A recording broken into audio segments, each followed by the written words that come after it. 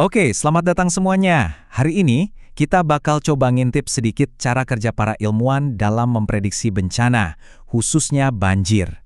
Kita akan pakai studi kasus yang menarik banget dari Indonesia sebagai contohnya.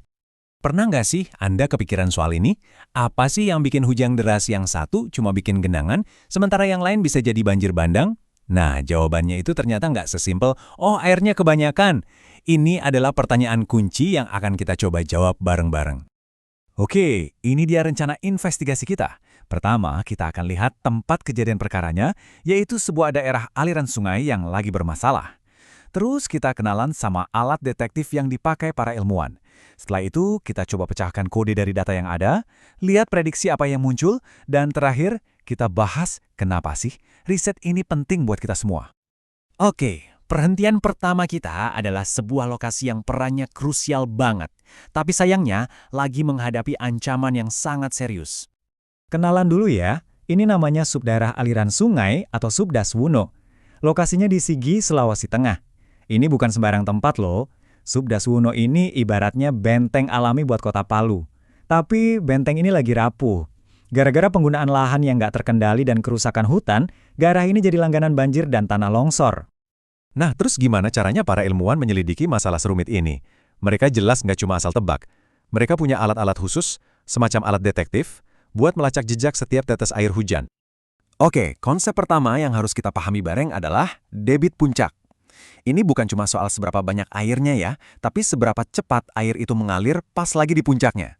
Coba bayangin deh, ada corong raksasa, terus diisi air sampai luber. Nah, momen pas airnya tumpah itulah debit puncaknya. Momen paling kritis saat sungai udah nggak sanggup lagi nampung air. Dan ini dia, alat detektif andalan kita, metode SCSCN. Namanya mungkin agak ribet ya, Soil Conservation Surface Curve Number. Tapi intinya, model yang udah ada dari tahun 70-an ini canggih banget. Fungsinya buat bantu kita hitung dari sekian banyak air hujan yang jatuh, berapa banyak yang akan meresap ke tanah, dan berapa banyak yang bakal langsung jadi aliran di permukaan yang nantinya bisa menyebabkan banjir. Supaya model ini bisa bekerja, dia butuh 3 petunjuk utama. Pertama, penggunaan lahan. Tanah di sana itu isinya apa? Hutan lebat atau malah aspal dan beton? Kedua, jenis tanahnya. Apakah gampang menyerap air kayak spons atau malah padat kayak tanah liat? Dan yang ketiga, tentu saja, data hujannya itu sendiri. Seberapa deras badai yang mau kita analisis? Nah, setelah semua petunjuk itu terkumpul, disinilah bagian serunya. Para ilmuwan mulai menghubungkan semua titik-titik data buat mencari tahu hubungan antara kondisi lahan dengan potensi banjir. Hasil dari metode SCSCN ini nantinya jadi satu angka yang disebut curve number atau angka kurva. Gampang kok ngertinya, angkanya dari 0 sampai 100. Semakin tinggi angkanya, artinya semakin besar potensi air hujan itu jadi aliran permukaan yang bahaya. Kalau angkanya rendah, berarti tanahnya jago menyerap air. Simpel kan? Nah, ini dia potret penggunaan lahan di Wuno. Kalau kita lihat sekilas, kelihatannya bagus ya. Lebih dari separuh wilayahnya masih berupa hutan. Tapi, coba deh perhatikan baik-baik. Ada semak belukar, sawah, dan penggunaan lain yang porsinya juga nggak sedikit. Nah, setiap jenis lahan ini punya sidik jari atau cara yang beda-beda dalam merespon hujan. Disinilah kunci masalahnya. Dan slide ini nunjukin perbedaannya dengan sangat jelas, lihat deh. Hutan primer itu angka kurvanya cuma 5, rendah banget, karena tanahnya itu ibarat spons raksasa yang bisa menyerap air dengan baik. Sekarang coba bandingkan dengan area permukiman, yang angka kurvanya 24, jauh banget kan? Ini karena aspal dan tanah yang padat itu nggak bisa menyerap air, jadi hampir semua hujan langsung lari jadi aliran permukaan. Jadi poinnya jelas banget, apa yang kita bangun di atas tanah itu secara langsung menentukan risiko banjir. Oke, setelah semua bukti dikumpulkan dan modelnya dijalankan, apa dong kesimpulannya? Apa yang kira-kira menanti Subdas Wuno di masa depan? Dan ini dia hasilnya. Tabel ini memprediksi debit puncak untuk berbagai skenario badai. Istilah periode ulangnya itu sederhananya gini.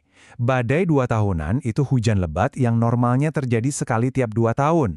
Kalau badai 100 tahunan itu badai super ekstrim yang langka banget. Lihat deh bedanya.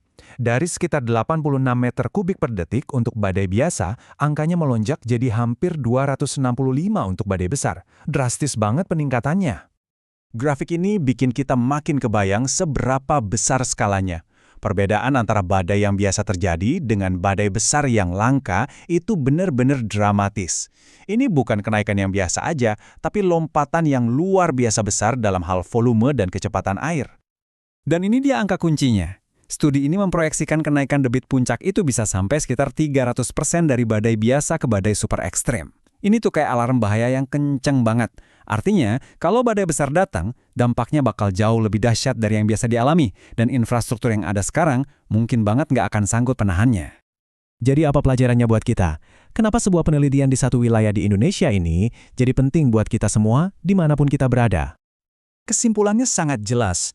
Pertama, apapun yang kita lakukan di darat, setiap pohon yang kita tebang, setiap jalan yang kita aspal, itu ada konsekuensinya yang bisa diukur terhadap risiko banjir. Kedua, untungnya kita punya alat untuk memprediksi konsekuensi itu.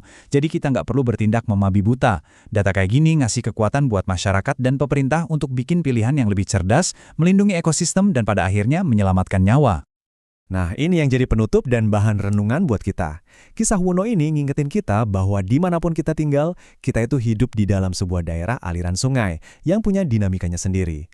Dan memahami ceritanya, memahami kondisinya adalah langkah pertama untuk melindungi masa depannya. Dan tentu saja masa depan kita juga.